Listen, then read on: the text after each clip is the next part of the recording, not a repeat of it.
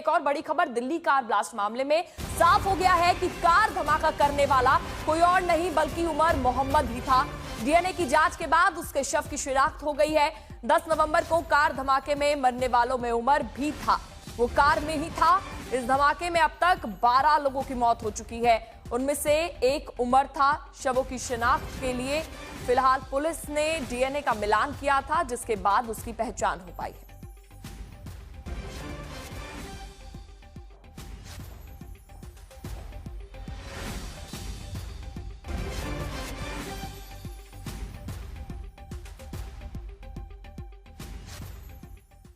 तो डीएनए के बाद अब उमर की मौत की पुष्टि हो गई है। उमर कौन है? आतंकी उमर की मौत की पुष्टि हो गई है, जो उसी गाड़ी में मौजूद था। डीएनए सैंपल से मौत की पुष्टि की गई है। उमर की मां के डीएनए सैंपल से मिलान किया गया है, उनका डीएनए सैंपल लिया गया। कार में मौजूद उमर उस वक्त था जब ये पूरा धमाका हुआ।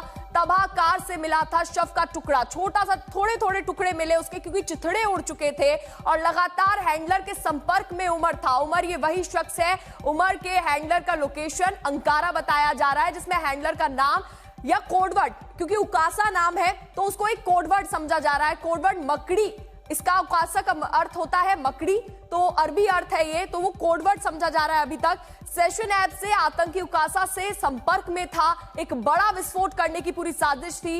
लगातार हैंडलर के संपर्क में उमर था, और क्योंकि अब उमर की मौत की पुष्टि हो चुकी है, मिलन हमारे साथ ज्यादा जानकारी के लिए जुड़ गए हैं। मिलन, और क्या अपडेट है अभी तक की जो जांच है पूरी कहां तक पहुंची?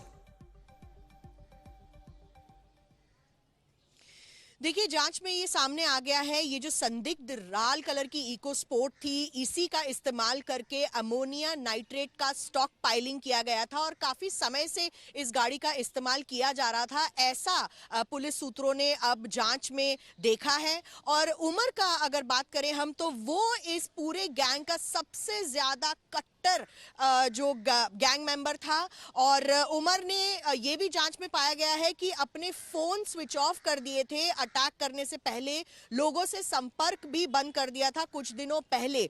और ये भी बताया जा रहा है कि ये लोग मल्टीपल अटैक्स प्लान कर रहे थे जगह जगह पर दिल्ली में।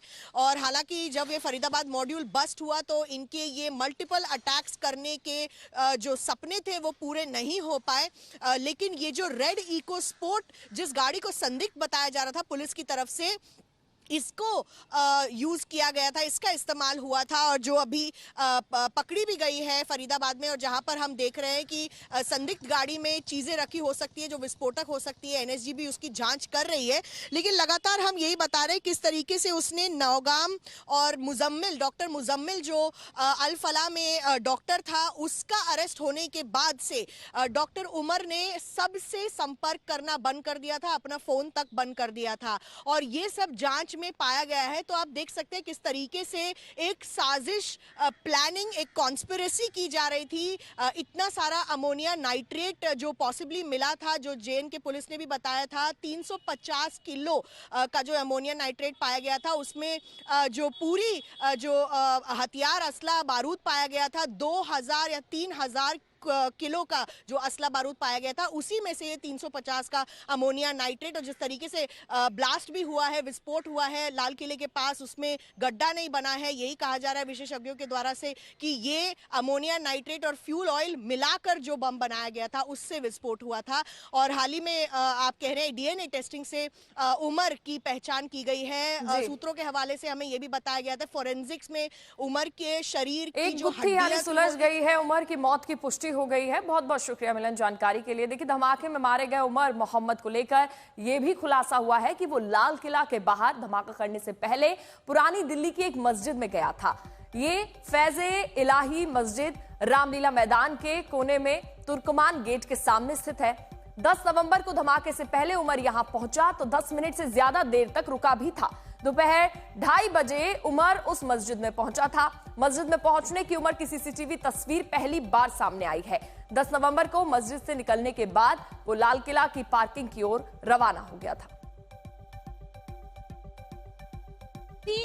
आतंकी हमले की आतंकवादी उमर उन नबी सुनहरी बाग मस्जिद में 3 घंटे समय बिताता है, ये बात सबको पता है। लेकिन उससे पहले वो कहाँ गया था? जब इसकी छानबीन करने निकली दिल्ली पुलिस तो ये जो फैज़े इलाही मस्जिद है जो तुर्कमान गेट पे स्थित है उसके बारे में पता लगा। ये बताया जा रहा है कि कुल 2:30 बजे 10 तारीख को जिस दिन वो ब्लास्ट करता है, पहले वो इसी फैज़े इलाही मस्जिद में आता है। कुल 10 से 15 मिनट का समय वो यहाँ बिताता है और उसके बाद वो गाड़ी घुमा के सुनहरी बाग मस्जिद की जो पार्किंग लॉट है, जो T5 पार्किंग लॉट है, वहीं पे पहुंच जाता है। तो हमें शायद ये लग रहा है और जो इन्वेस्टिगेटर्स हैं उनको भी यही लग रहा है कि जो आखिरी के प्रेज़ है शायद मोहम्मद नबी, जो कि दिल्ली टेरर ब्लास्ट की आतंकी कहा जा रहा है, वो इसी मस्जिद पे आया था। उसने अपने आखिरी प्रेज़ अदा किया यहाँ पे। उसके बाद वो जाता है सुनहरी बाग के उस पार्किंग लॉट पे, जहाँ 3 घंटे समय बिताने के बाद कुल 6:48 पे वो निकलता है और I-20 गाड़ी को डेटोनेट कर देता है उसी नेताजी सुभाष मार्ग के जंक्शन पे।